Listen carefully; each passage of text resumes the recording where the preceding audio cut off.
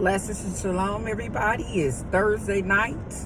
It feels good out here tonight. I just when I get back home, I was sit on the porch for a little minute before it get cold. But I thank God. I just saw 7-7. I got it on my phone. My cash app. It says 7-7. God said that He's trying to tell His time is complete. Well, God said He's a completeness on everybody's mission. And a lot of us who have done what God had told us. So those children that have been obedient. It's time for God to bring forth the blessings. It's the time of Jubilee for us.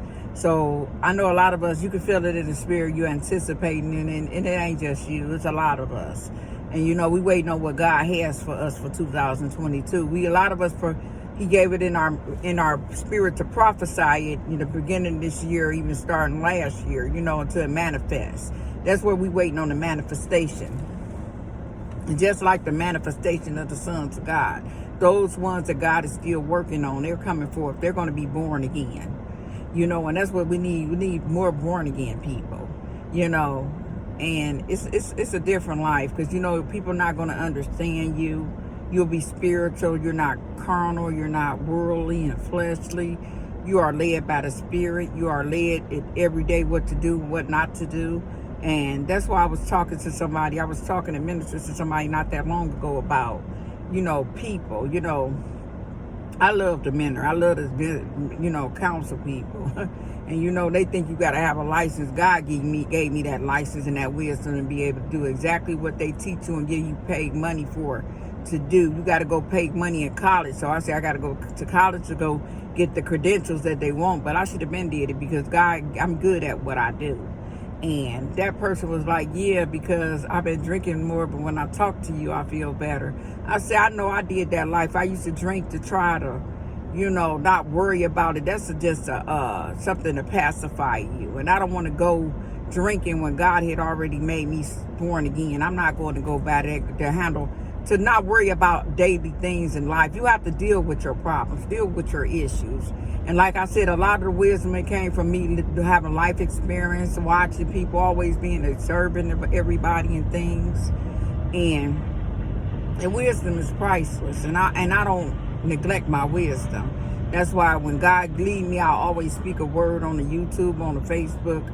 That's called me planting seeds. And that's why I said it's time for a lot of our harvest, because a lot of us been planting seeds daily, and it got to have a multiplication. It got to have a restitution for what we have sown out, and that's what God He always surprises me, with a gift or something from somebody and let me know that they appreciate the time I spent, just the time, because time, you can't get it back.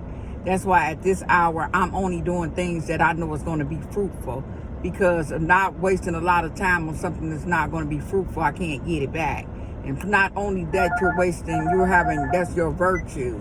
So I'm just real hesitant on who I minister to. God said if they don't receive you, wipe the dust off your feet and keep it moving. And that's how you'll find yourself doing with a lot of people.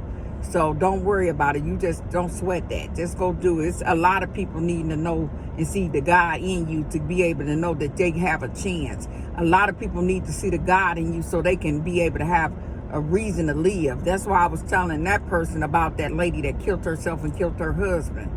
And I said, only if a person that was born again and saved would have talked to her. I said, I bet you if I would have had her on my page, she'll be still here, because I can tell when a person crying out.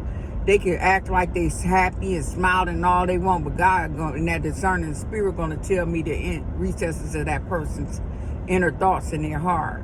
You just have to be able to wade out what's not yours and what's theirs. So that's why I was training myself on. So a lot of time that stuff will project on you, and you'll know that's not your thoughts, because for one, I'm led by God's thoughts. I'm not led by no worry or fear, anxiety. I don't have that, because perfect love casts out all fear. So I don't fear nothing like that.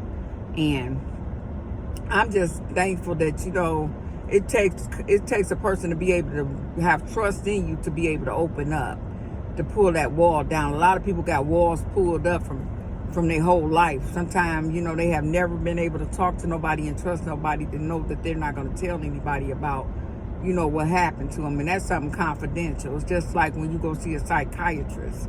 It's no different. You have to keep that stuff to yourself. That's between you, them, and God. And then God will give you the wisdom of what they need to do to be able to get past that hurdle in their life or whatever obstacle they're dealing with. You know, it get hard out here, and that's why I keep my mind, you know, in peace. I keep myself in worship music, praise music. I get in the word when I can. And I don't have that. God took that from me, so I don't have that anxiety and that fear of nothing, what men gonna do and none of that stuff. I just do what God tells me to do. So I just want everybody to know and be encouraged that God sees everything. He got you. You have to put your trust in him. Don't put your trust in man, because man is just man. And a lot of people try to make you want to be perfect. Ain't nobody perfect. People make mistakes. That's why you make mistakes, to get it right. So I just hope everybody have a blessed night. Until next time, blessed Shalom, Angelic Chronicles.